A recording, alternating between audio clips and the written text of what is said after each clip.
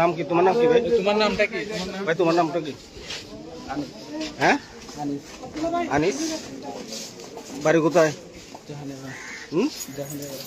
জাহালিয়াপাড়া। জিজ্ঞেস করুন।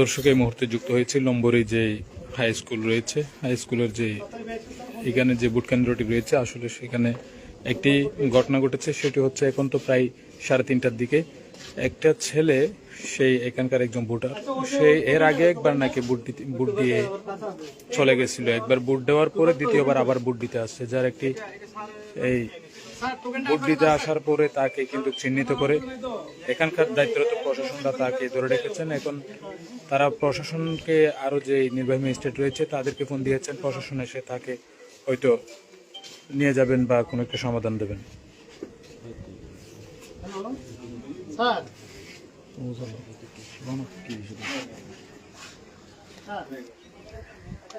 এই বিষয়ে কিভাবে শনাক্ত করতে শনাক্ত করেছি মূলত উনি এর আগে ভোট দিয়ে গেছে এটা শিওর করছে। আমার হচ্ছে পোলিং অফিসার যারা আছে ওরা প্রথমে সন্দেহ প্রকাশ করছে যে উনি তো একবার অমোশনাল ক্যারেক্টার পুরোপুরি মুছে ফেলছে আর কি, কিভাবে যেন মুছতে যায় না। আমার মানে অফিসার বুঝতে পারছে যে উনি আগে দিছে একবার আর কি, সন্দেহ প্রকাশ করাতে পরবর্তীতে আবার একজন পোলিং এজেন্ট আর কি উনিও বলছে যে এটা হ্যাঁ এটা উনি আগে দিছে।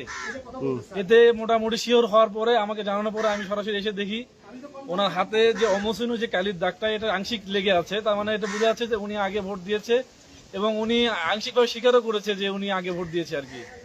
আর ওনার যে বডি ল্যাঙ্গুয়েজ তাতে বোঝা যাচ্ছে উনি অবশ্যই ভোট দিয়েছে, 100% ভোট দিয়েছে আগে।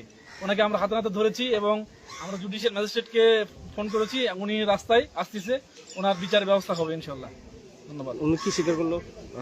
জি উনি স্বীকার করেছে যে হ্যাঁ উনি এর আগে একবার ভোট দিয়েছে। উনি এখন বলতেছে যে ওনার বড় ভাই বিদেশ থাকে, ওই বিদেশের ভোট বড় ভাইয়ের ভোটটা সে দেওয়ার জন্য এখানে আসছে। কিন্তু আসলে সরকার তো এবার মানে পোস্টাল ভোটের ব্যবস্থা করেছে, এবার তো আর কোনো সমস্যা নাই, বিদেশে থেকেও তো এবার ভোট দেওয়া যাবে। সে অবশ্যই জালিয়াতি করার জন্য আসছে, একটা বিশৃঙ্খলা সৃষ্টি করার জন্য কেন্দ্রে আসছে। ওর উপযুক্ত শাস্তি আমরা নিশ্চিত করবো ইনশাল্লাহ। ধন্যবাদ আপনাকে। আপনাকে ফোন দিছে জুডিশিয়াল ম্যাজিস্ট্রেট ফোন দিছে।